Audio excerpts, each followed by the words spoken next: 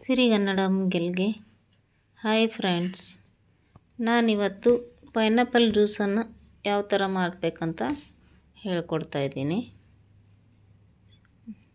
ನೋಡಿ friends, pineapple ತೊಗೊಂಡು ಬಂದಿದ್ದೀವಿ. ಇದು ಯಾವ ಥರ ಕಟ್ ಮಾಡಿಬಿಟ್ಟು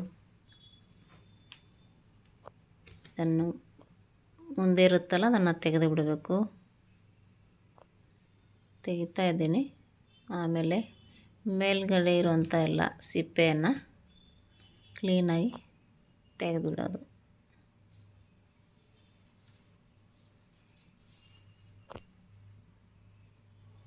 ನೋಡಿ ಫ್ರೆಂಡ್ಸ್, ಎಲ್ಲ ತೆಗೆದಿದ್ದೀನಿ. ಇವಾಗ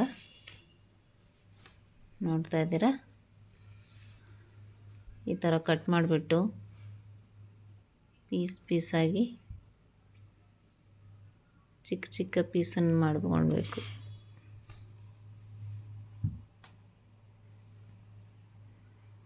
ಚಿಕ್ಕ ಚಿಕ್ಕ ಪೀಸನ್ನು ಮಾಡಿದ ತಕ್ಷಣ ಇದನ್ನು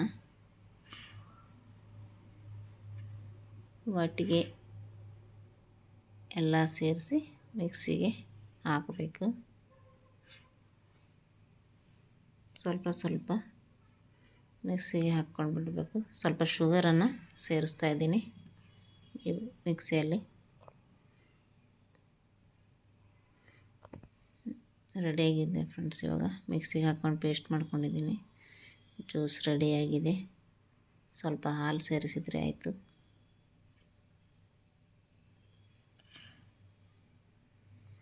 ನೋಡ್ತಾ ಇದ್ದೀರಾ, ಈ ಥರ ಪೀಸು ಜ್ಯೂಸ್ ರೆಡಿಯಾಗಿದೆ, ಪೇಸ್ಟ್ ಆಗಿದೆ. ಇವಾಗ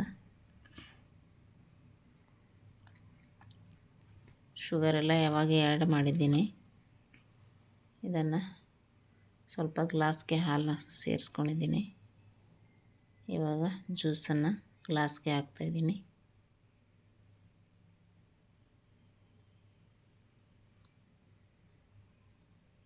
ನೋಡ್ತಾ ಇದ್ದಾರೆ ಫ್ರೆಂಡ್ಸ್, ಪೈನಾಪಲ್ ಜ್ಯೂಸ್ ರೆಡಿಯಾಗಿದೆ. ಇವಾಗ ಸ್ವಲ್ಪ ಹಾಲು ಸೇರಿಸ್ಬಿಟ್ಟು ಜ್ಯೂಸನ್ನು ಗ್ಲಾಸ್ಗೆ ಹಾಕ್ತಾಯಿದ್ದೀನಿ.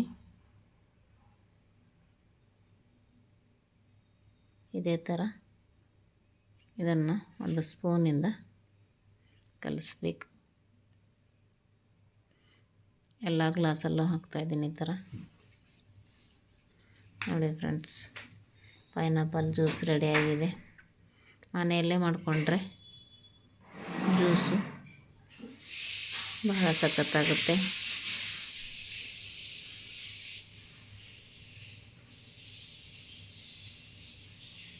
ಜ್ಯೂಸ್ ಸರ್ವ್ ಮಾಡ್ತಾಯಿದ್ದೀವಿ.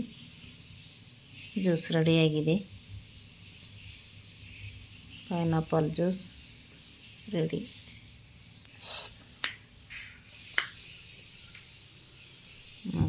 ನೋಡಿ ಫ್ರೆಂಡ್ಸ್, ಪೈನಾಪಲ್ ಜ್ಯೂಸು ರೆಡಿಯಾಗಿದೆ.